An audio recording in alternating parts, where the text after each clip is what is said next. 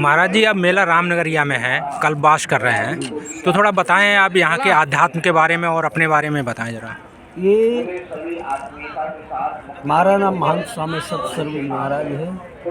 हमारे आश्रम का नाम आदर्श आश्रम पांचाल घाट फर्रुखाबाद। मेला रामनगरिया पुरातन संस्कृति है बहुत। मांग मकर गत रवि जब होई, तीर्थ पति आब सब कोई।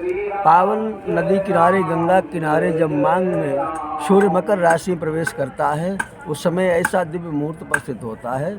उसमें स्नान कर देव दनुज किन्नर नरसैनी, सादर मन्ये सकल त्रिवेणी। बड़े बड़े महात्मा संत ऋषि देवता भी मनुष्य रूप में आकर के और सूक्ष्म रूप में आकर के स्नान करते हैं, गंगा के किनारे निवास करते हैं। क्योंकि जो हमें इस सारे जीवन कई कल्पों तक साधना करने में फल प्राप्त होता है, वो माँ के 1 महीने गंगा के तट पर रहने से, इसलिए इसका नाम है। महाराज उनके चलो हम माघ में जब स्नान करते हैं तो जो पावन दिव्य समय होता है, इसे हम लोग बोलते हैं कल्पवास।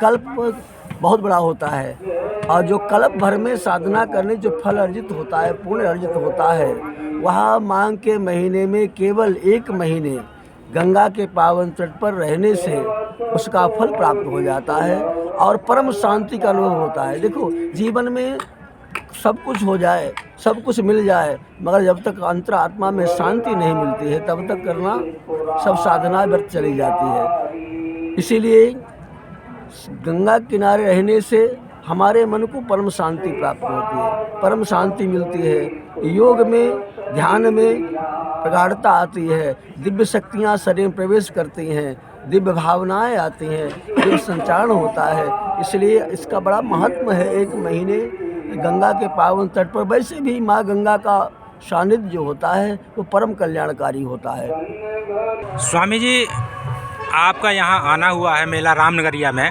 ये मेला रामनगरिया में आपका कब से आना हुआ है, थोड़ा बताइए, और क्या यहाँ अनुभूति कर रहे हैं आप? हमारा नाम श्री सोमवारपुरी नागा सन्यासी।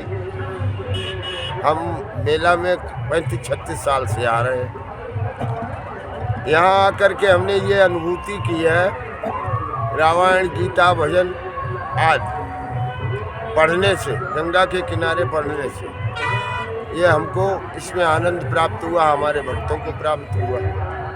रामनगरिया वर्षों से त्रेता युग से चलती आ रही है। जिस समय भगवान चित्रकूट में पहुँचे थे, उस समय वहाँ की जनता वहाँ आकर के भगवान के दर्शन के लिए तमाम झोपड़ियाँ, हजारों की तादाद में झोपड़ियाँ डाल ली थी। तो उसको उसी रामनगरिया के नाम से ही विख्यात किया गया था। वही आज भी रामनगरिया है, वही गंगा के किनारे हर वर्ष लगती है और सभी भक्त आते हैं इसमें। कुछ भक्त ऐसे हैं अपने व्यापार के लिए आते हैं, कुछ भक्त ऐसे हैं जो अपने सत्संग के लिए आते हैं, अपने कल्याण के लिए आते हैं, अपने उद्धार के लिए आते हैं। तो रामनगरिया बढ़िया चल रहा है। अगर आप ये वीडियो YouTube पर देख रहे हैं तो हमारे चैनल को सब्सक्राइब कर बेल आइकन दबाएं, और Facebook पर देख रहे हैं तो हमारे पेज को लाइक करें।